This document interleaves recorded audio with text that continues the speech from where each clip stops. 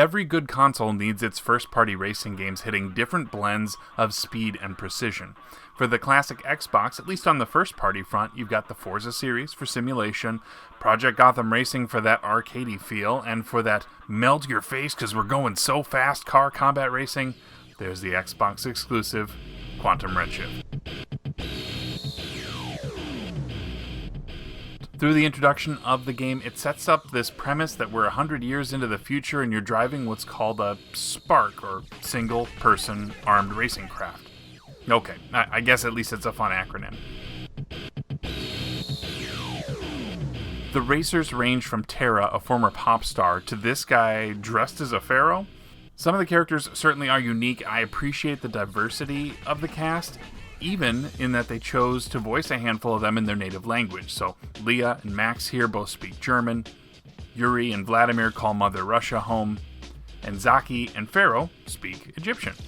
And yes, everyone's clad in skin-tight tracksuits, but you kind of expect that out of anyone racing at hundreds of miles per hour, right?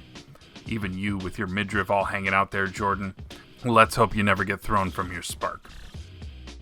Tournament mode is our campaign, with 5 difficulty levels that unlock as you win the tournament on each new level. I stuck to the amateur level for most of the time I spent with the game, which still brought a lot of close finishes and ultra-aggressive computer play. The higher speed levels really do require a good feel for the courses on top of reaction time for handling the higher speeds, and let me say this now, Redshift difficulty borders on straight-up insanity. You'll start with 7 characters, each with their own nemesis, who you'll unlock once you've beaten them in the amateur level tournament. You'll complete 4 races of 2 or more laps each, needing to place first to progress. Along the way, you'll rack up points to unlock upgrades for your Spark.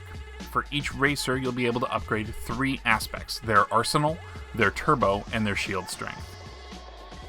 You'll end up getting upgrade points from a variety of sources, including the fastest lap, these pickups on the track, and by dealing damage to your competitors and your nemesis.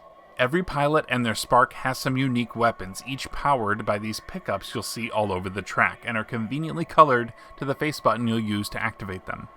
The yellow pickups are for your shield, which can block incoming attacks, of which you're given a real brief window to activate or be slowed down significantly. The blue is for your main non-homing weapon, while the red is for your homing weapon, and honestly, it's the pickup you should really prioritize of the 3 at all times. If you happen to grab these mega pickups, those give you a charge for each of the 3 weapons all at once, but getting them can be riskier, so be wary if you're aiming to grab those. If tournament mode and unlocking all of the other characters wasn't enough for you, there's also a time trial mode, which will save a ghost of your best time to race against. A generic quick race where you can race with pilots that you've already unlocked, and split-screen multiplayer if you've got friends over. So if you can get people who all are at about the same level of experience with the game, I could see that being a ton of fun.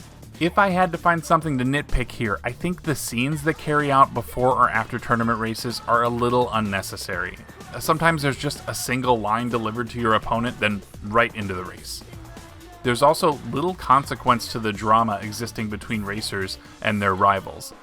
I'm not sure if they had plans to flesh out this world and the drivers more, but it just comes off a touch disjointed and feels almost like that banter that takes place after a Street Fighter match. I get wanting to put the character models front and center as much as possible, so perhaps that was the intent there. Visually, Quantum Redshift looks fantastic for a game released in 2002, within a year of the Xbox's launch. Some tracks even have perpetual rain, which hits the screen as you're driving. The Sparks all have their own look, although you'll find that the vehicle models for the starting racers and their nemesis are really just a skin swap. They're structurally similar. One more thing that Quantum Redshift does really well is the feeling of speed you get, and I think that's one of its biggest draws. While not perfect, I still feel that Quantum Redshift is one of those titles that you should absolutely grab, especially for those who dig this kind of fast-paced sci-fi combat racing game. For collectors, being on the list of classic Xbox exclusives also increases the appeal, and I really do hope you find a way to give it a try. The game is also backwards compatible on the Xbox 360, so you've got some other options if you have the disc but don't want to break out the old Xbox. If you enjoyed this review, be sure you're subscribed so you know when the next one drops, and hit that like button. It really does help YouTube know which videos to prioritize sharing with other Xbox fans. I'm always intrigued to hear about games that people love for the system, so let me know in the comments if you've ever played Quantum Redshift or about another one of your favorite Xbox titles. Maybe we'll get around one day to a briefing all about it too. That should about do it today for Xboxer Briefs. Thank you for watching, and I'll see you next time.